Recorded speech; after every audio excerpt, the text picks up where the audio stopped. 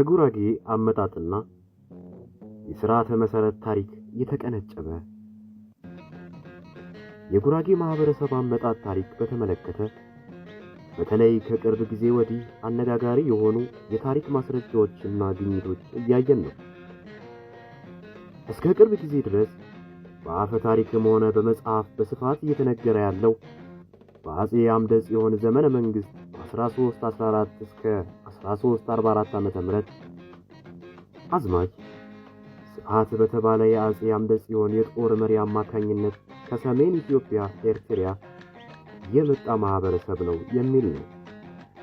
ነገር ግን ይህን አስተያየት አጥብቀው የሚተቹ ምሁራን አሉ።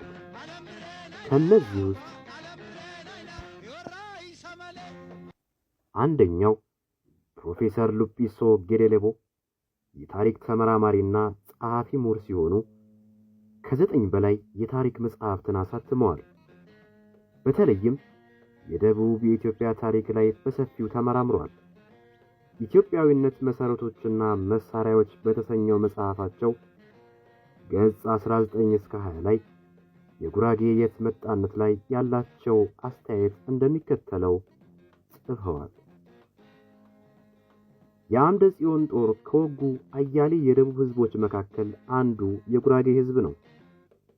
የጉራጌ ህዝብ የአምደ ጽዮን ሰራዊት አካል ቢሆን ኖሮ የአምደ ጽዮንን ጦር መልሶ አይወጋም ነበር ብለዋል።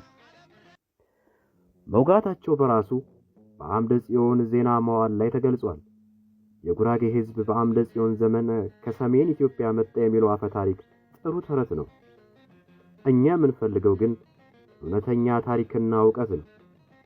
የጉራጌ ህዝብ በአካባቢው ለብዙ ሺህ ዓመታት መኖሩ የሚካድ ጉዳይ አይደለም።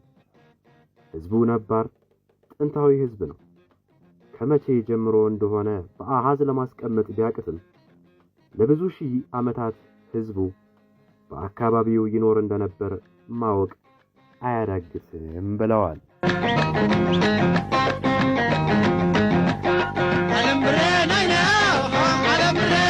በመቀጠልም ከሰሜን ኢትዮጵያ የመጡ ወራሪ ነገስታት ጉራጌዎችን ወቅተው ያስቸግሯቸው እንደነበር ተናግረዋል። በዚያን ጊዜ የጉራጌ ህዝብ የራሱ ቋንቋ፣ የራሱ ባህል፣ የራሱ ሃይማኖት እንደነበረው ይናገራሉ ፕሮፌሰር ሉጲሶ ጌዴሌቦ። ሌላኛው የመከራከሪያ ሐሳብ የፕሮፌሰር ማርቲን ቤርናል አስተያየት ነው።